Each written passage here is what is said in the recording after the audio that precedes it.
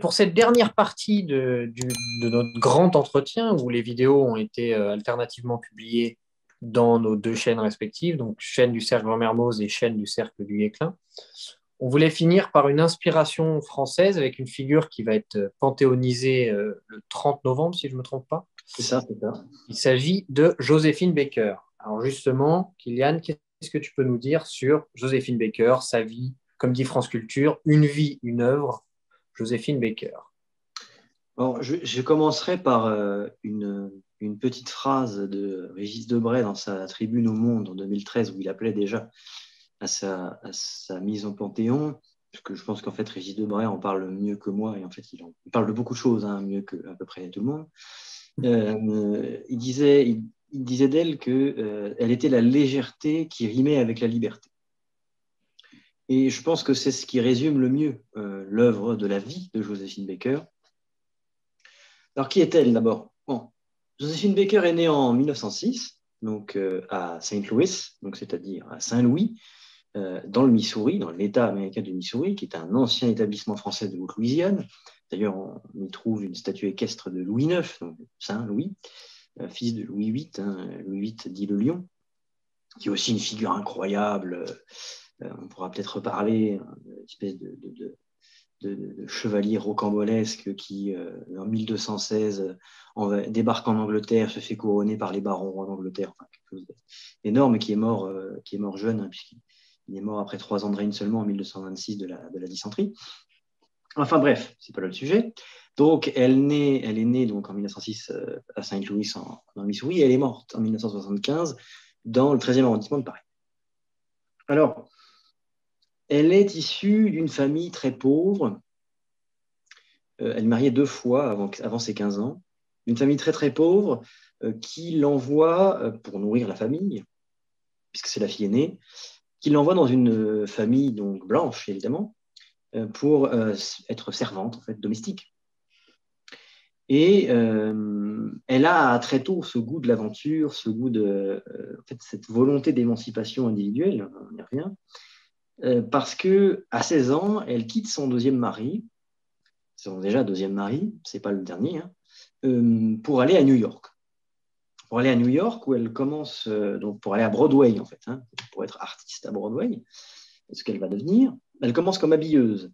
Et puis ensuite, elle va remplacer en fait, une danseuse déjà présente, danseuse chanteuse, et elle va être repérée comme ça. Donc, elle commence sa carrière d'artiste à Broadway, et elle est repérée donc, au cours des années 20, 1925, par Caroline Dudley Reagan, qui est l'épouse de Donald Reagan, et pas Ronald Reagan, qui est l'attaché commercial de l'ambassade américaine à Paris. Et cette Caroline Dudley Reagan donc, lui demande de la suivre à Paris, puisqu'elle y vit. Et c'est là qu'elle va faire la rencontre avec le pays qui va être le sien. Hein, elle disait elle-même que la France n'était pas son pays d'adoption, c'était son pays tout court.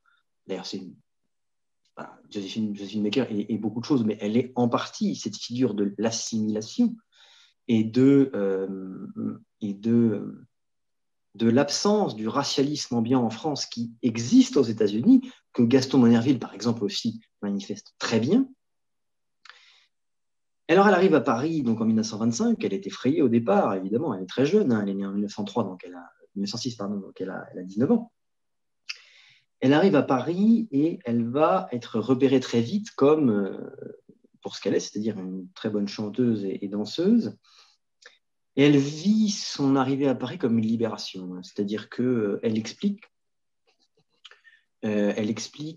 dans son discours qu'elle va donner beaucoup plus tard, en 1963, donc lors de la marche organisée par Martin Luther King à Washington pour les droits civiques, elle explique que c'était un endroit où elle n'avait jamais eu peur, a place where I never feared. Elle n'avait jamais eu peur, que c'était un endroit, un monde merveilleux, un monde féerique, hein, a place like a fairyland, comme elle le dit. C'était un endroit où elle pouvait aller dans le restaurant qu'elle voulait, pouvait boire de l'eau où elle voulait, elle n'avait pas besoin d'aller dans les toilettes réservées aux personnes de couleur, aux noirs en l'occurrence. Et donc elle a vécu cette arrivée à Paris comme une libération.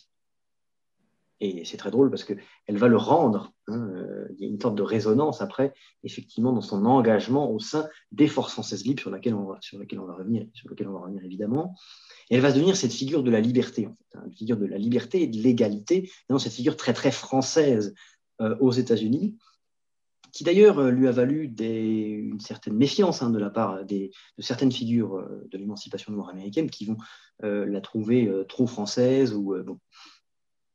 Mais elle va, à Paris, rejoindre un spectacle qui, aujourd'hui, a une dénomination obsolète parce qu'elle est composée en partie d'un signifiant qui porte une signification, un signifié très lourd, et à raison, c'est la Revue Nègre.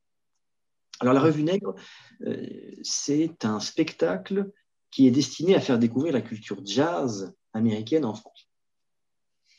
Donc le jazz, qui est un style de musique qui est donc inventé par les musiciens afro-américains. Et ça a une importance considérable parce que le jazz va va avoir un rôle architectonique, je dirais, dans ce que j'appelle la révolution musicale noire américaine. C'est-à-dire que tous les styles de musique vont progressivement tous être issus de cette branche, c'est-à-dire le jazz, qui est la rencontre entre la musique, donc le solfège européen et les rythmes africains, d'origine africaine. Et tous les styles de musique sont aujourd'hui issus de cette famille. Tous les styles de musique sont les filles, sont les fils du jazz, que ce soit le rock, le rap, le R&B, tous. En réalité, cette révolution a totalement changé la musique moderne. Donc, au sein de ce spectacle, elle a adopté traits caricaturaux et des vêtements caricaturaux de la figure coloniale, de la colonisée, de la femme colonisée. Elle le présente d'ailleurs elle-même comme une manière de moquer pour elle la manière dont les Européens gèrent leur colonie.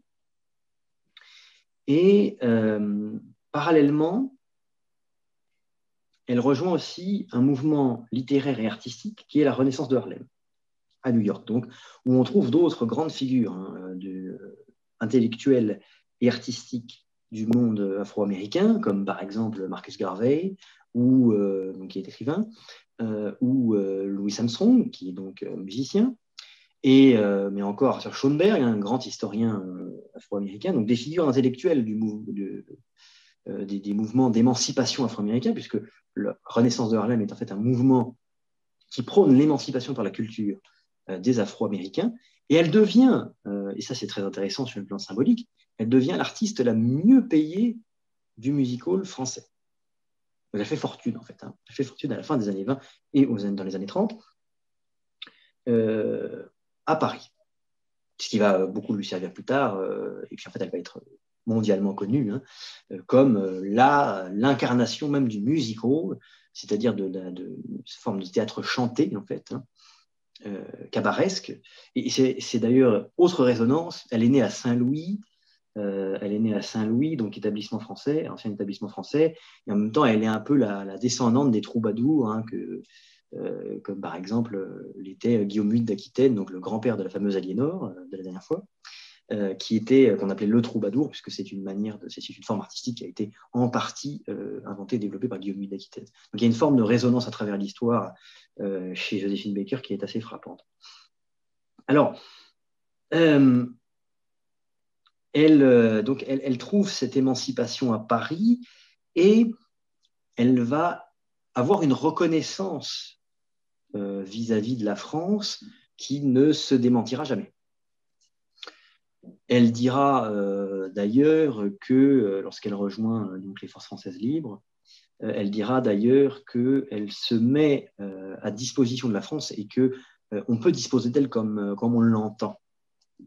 Et cette espèce de reconnaissance immense sur son émancipation individuelle, qui, comme elle dit, est devenue pour elle une habitude, et qui va lui faire encore plus détester la ségrégation, c'est-à-dire la politique publique ségrégationniste, les politiques publiques ségrégationnistes qui sont maintenues aux États-Unis bien après la guerre encore.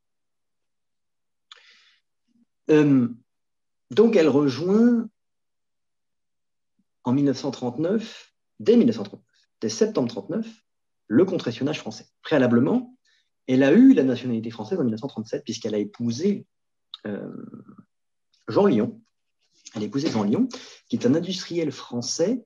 Le mariage ne va pas durer longtemps, il va durer 14 mois, mais ça va lui permettre d'obtenir une nationalité française, ce dont elle lui sera extrêmement reconnaissante, puisqu'après, Jean Lion étant de confession juive, elle l'aidera avec sa famille à fuir aux États-Unis. Jean Lion était un industriel du secteur du sucre, du raffinage du sucre. Donc, septembre 1939, elle rejoint le contre-espionnage français, donc on est pendant la drôle de guerre, et donc elle reste à ce poste, y compris après pendant la bataille de France. Après la bataille de France, elle va donc immédiatement rejoindre le général de Gaulle, enfin, les forces françaises libres, dirigées par le général de Gaulle, et elle va opérer au Maroc. Donc, Maroc, protectorat français et espagnol, puisqu'elle est sous la protection de Si Ahmed Ben Bachir, qui est le vice-roi du sultan du Maroc dans la partie espagnole du protectorat, puisque je vous rappelle que le Maroc n'a jamais été une colonie, mais était un protectorat, donc qui conservait les formes juridiques de la souveraineté, puisque Mohamed V était toujours sultan du Maroc. Il va devenir après la fin du protectorat, après 1956, il va devenir roi du Maroc. Il change de titre, même s'il reste Amir al-Mouminin, commandeur des croyants, en tant qu'alawite, descendant de Ali par son premier fils Hassan, peu importe. Donc, elle est au Maroc et elle devient un agent extrêmement prolifique de l'espionnage français. Alors, elle fait un espèce de road trip à l'américaine entre 1941 et 1944 en Jeep, à travers toute l'Afrique en Jeep.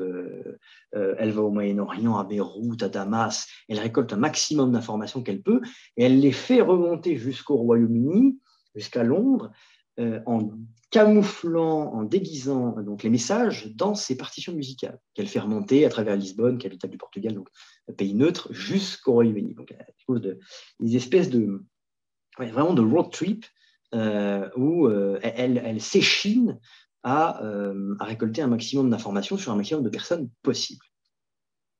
Elle va s'engager à la fin, lors de la reconquête du territoire métropolitain, dans les forces de l'aviation, et elle va être décorée de la médaille de la Résistance et plus tard de la Légion d'honneur, bien sûr.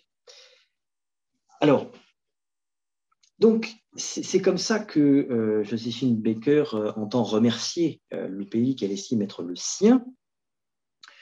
Et donc, après la guerre, Joséphine Baker va retourner aux États-Unis pendant quelque temps pour relancer sa carrière, qui s'est donc arrêtée pendant plus de 10 ans. Pendant plus de 10 ans, et elle va se lier à nouveau au mouvement d'émancipation noir américain, puisque les États-Unis sont toujours friands des politiques de ségrégation. Joséphine Baker donc côtoie tous les grands de ce monde. Hein. Elle entre partout, dans les palais, dans les ambassades, à un point tel que c'est insupportable pour les autorités américaines, qui, dans les années 50, l'accusent de sympathie communiste, évidemment, c'est une manière de la combattre, mais ils ne peuvent pas limiter ses déplacements puisqu'elle se sert de son passeport français. Et là, on voit que sa nationalité française devient véritablement, pour elle, le vecteur de son émancipation individuelle, mais aussi un symbole de l'émancipation. C'est ce passeport français qui lui permet d'aller où bon lui semble, elle qui est afro-américaine, donc née aux États-Unis, et qui, par excellence, devrait être soumise à un régime inégalitaire et en fait profondément raciste. Donc c'est une figure insupportable. Elle a aussi, donc elle participe à la marche sur Washington, donc organisée par Martin Luther King. Donc elle fait un grand discours d'ailleurs en 1963. Tout à l'heure, je vous ai cité un petit peu, on traduit en français parce que c'est un discours en anglais. J'ai traduit un petit peu ce qu'elle a dit à la foule, à cette immense foule qui marche donc à Washington, vers Washington et dans Washington.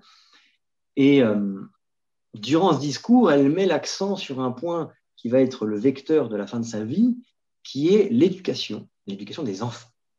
Hein, elle explique à l'Assemblée que il faut se défendre soi-même, il faut que les enfants noirs américains se défendent par l'éducation à l'école, et que pour elle, on ne se défend jamais mieux qu'avec la plume plutôt qu'avec l'arme, le pistolet, the gun.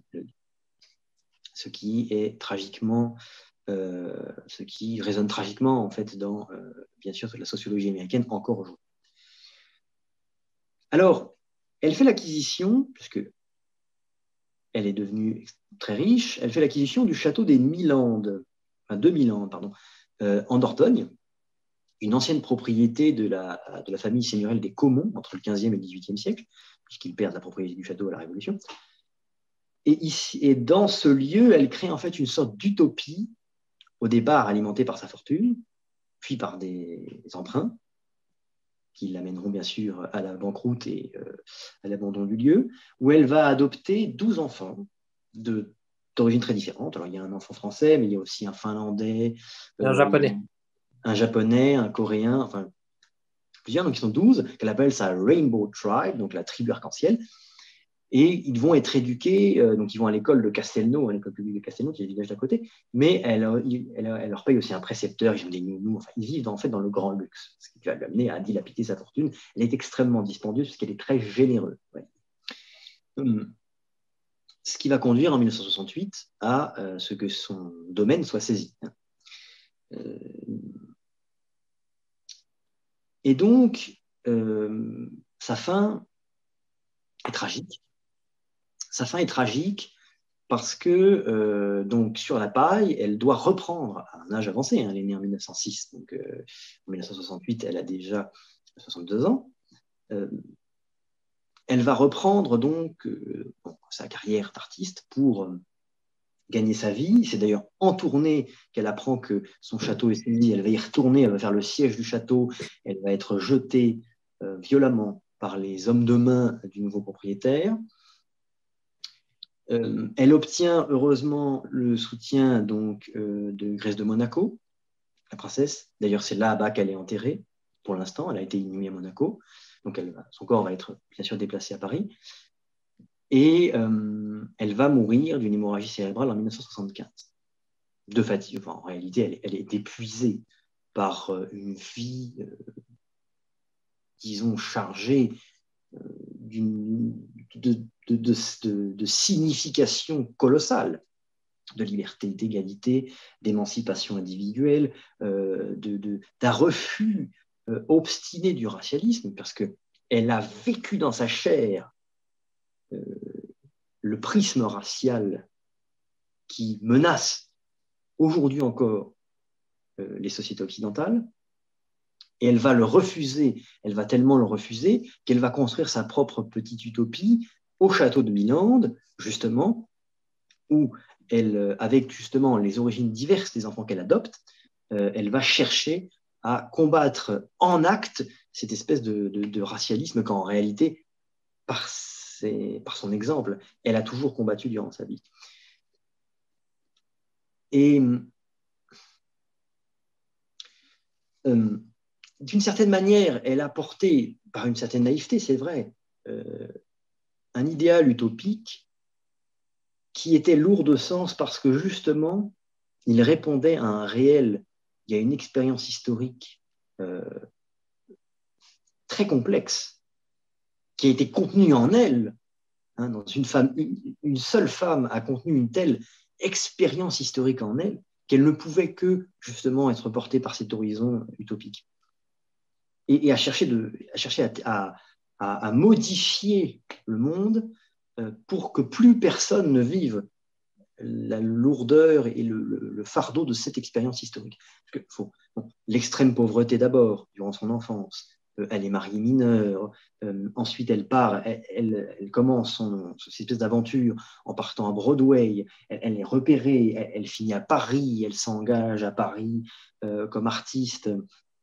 et dans un milieu qui accueille déjà d'autres Noirs américains, hein, comme par exemple Claude McKay, qui est un romancier, et puis plus tard, après la guerre, à partir de 1948, James Baldwin, qui est mort en France d'ailleurs, il est mort à Saint-Paul-de-Vence dans les Alpes-Maritimes. Elle va faire plus que tout autre de Paris cette espèce de phare, hein, du refus, non pas de l'antiracisme en tant que tel, même s'il est porté antiraciste, évidemment, dans sa vie, mais du refus total de reconnaître le racialisme comme étant un paradigme pertinent pour voir le monde. Et je dirais que cette figure de la liberté, cette figure de l'émancipation qu'elle incarnait, était en fait n'était pas en fait volontaire. Elle l'est devenue bien malgré elle, puisqu'au départ, elle ne voit dans cette fuite à Paris, hein, un I ran away, comme elle le dit dans son discours de 1963, donc à Washington, I ran away, donc j'ai fui. Hein. Au départ, elle le dit bien, c'est une manière de se protéger elle-même.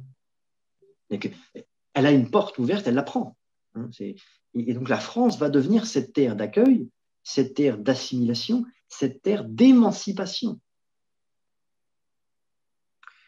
Et puis, je finirai là-dessus, encore une fois, avec une citation de la tribune de Régis Debray dans Le Monde en 2013, qui dit que Joséphine Baker n'était pas une héroïne, ce n'est pas un mythe, c'est un exemple, une inspiration française. Un exemple de quoi, dit-il? Un exemple d'émancipation qui bouscule le conformisme et dérange les lignes. Et en réalité, fin de la citation, hein, en réalité, c'est par son iconoclasme, c'est-à-dire sa sortie totale d'un paradigme dans lequel elle est née, que Joséphine Baker est exceptionnelle. Et c'est en tant que telle qu'elle est un exemple. Il faut parfois des forces qui transcendent, qui transcendent l'écheveau des représentations dans lequel la société est enfermée, sans laquelle elle ne peut pas vivre, mais qui doivent parfois évoluer, qui doivent parfois se modifier, changer. Et c'est cette figure-là, c'est cet avatar-là, cette espèce de génie-là, qu'est Joséphine Baker. Qu'était Joséphine Baker. Très bien. Eh ben, Kylian, merci beaucoup en tout cas pour ce grand entretien qu'on a fait. Donc, on mettra tous les liens en description. On essaiera de faire un article sur notre site, sur Joséphine Baker, qui renverra à toutes les citations que tu as dites. Et eh bien, merci beaucoup, Kylian. Et on essaiera d'en refaire un par la suite, de grands entretiens. Même principe, tu reviendrais sur plusieurs vidéos. Je ne sais pas, on essaiera, on va le faire. Exactement. Allez, je vous remercie et à bientôt.